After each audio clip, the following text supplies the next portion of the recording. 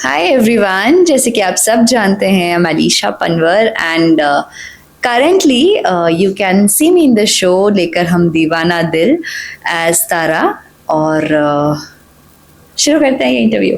Okay, आज के जो एपिसोड शूट हुआ है उसमें आपका क्या आज सीन था?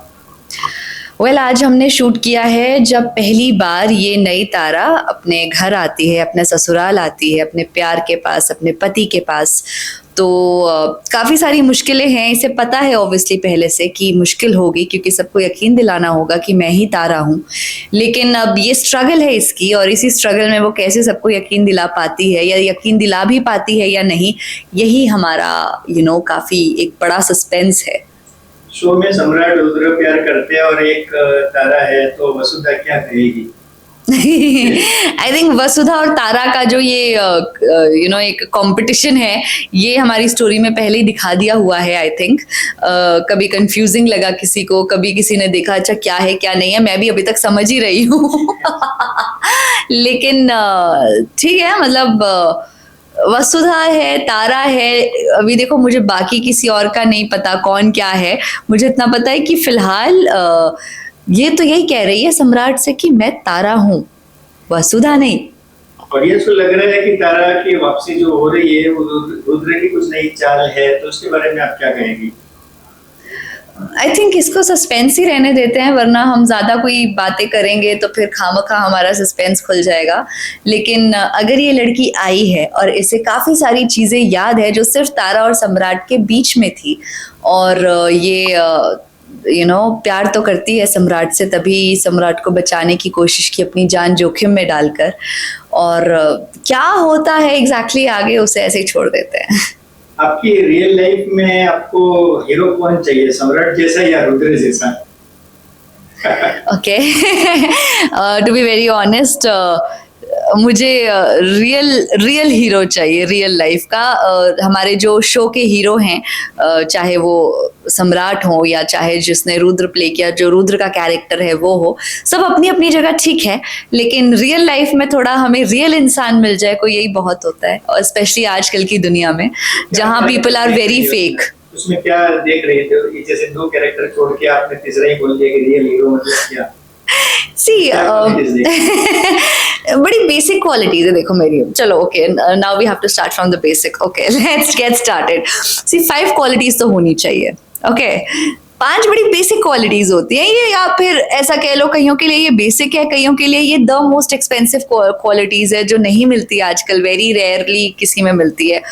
बट ये होना बहुत जरूरी है in both the partners these days.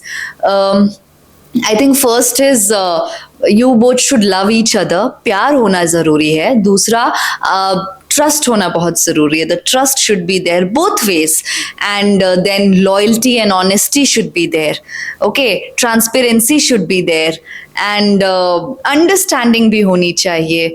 और मतलब love, trust, respect, honesty and transparency and understanding. I think these are the 5 qualities that are the very basic things that if both the people are in love, there should be at least these 5 keys. तारा के किरदार में आप ऐसी क्या खास बात देख रहे हैं जो आपको प्रेरित करती है कैरेक्टर करने के लिए, किरदार करने के लिए?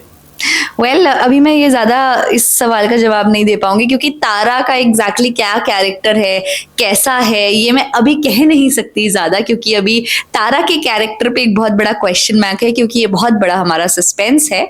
लेकिन इतना कह सकती हूँ कि मासूम है, इनोसेंट है, और प्यार से भरी हुई है सबके लिए, और खास करके अपने सम्राट जी के लिए। तो पॉजिटिव है ये, आई थिंक सबसे बड़ा एक स्ट्रेंथ है। क्या तारा के किरदार की जो किरदार है वो असल लाइफ में आपसे जुड़ी हुई बातें हैं, या आप क्या कहना चाहेंगे उससे? देखो, वो अपने पति के लिए लड़ रही है, हमारी अभी हमें कुछ पता नहीं।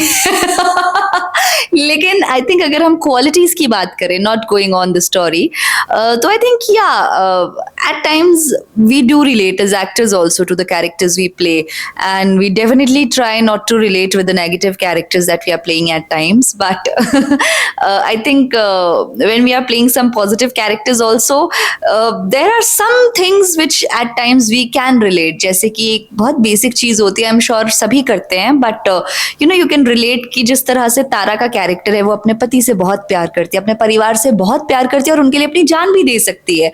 तो आई थिंक ये एक ऐसी चीज है जो आई एम श्योर हर इंसान अपने अपनों के लिए कर सकता है.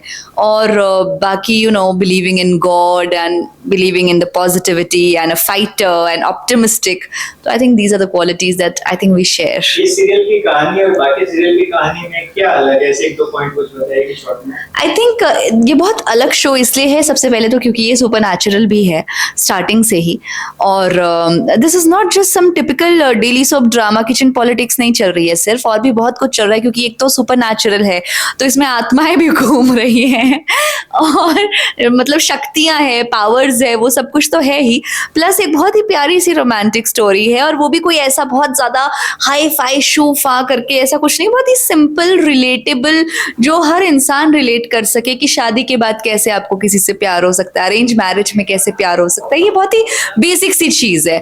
सो आई थिंक या आखिरी प्रश्न, ये कैरेक्टर के लिए आपने कोई तैयारी की थी, प्रिपरेशन कुछ किया था? This was very last minute, क्योंकि ऑनगोइंग शो था, तो it was genuinely very last minute. मुझे लास्ट मिनट पे कॉल आया था and I was you know asked okay if my dates are free and everything, so I said yes.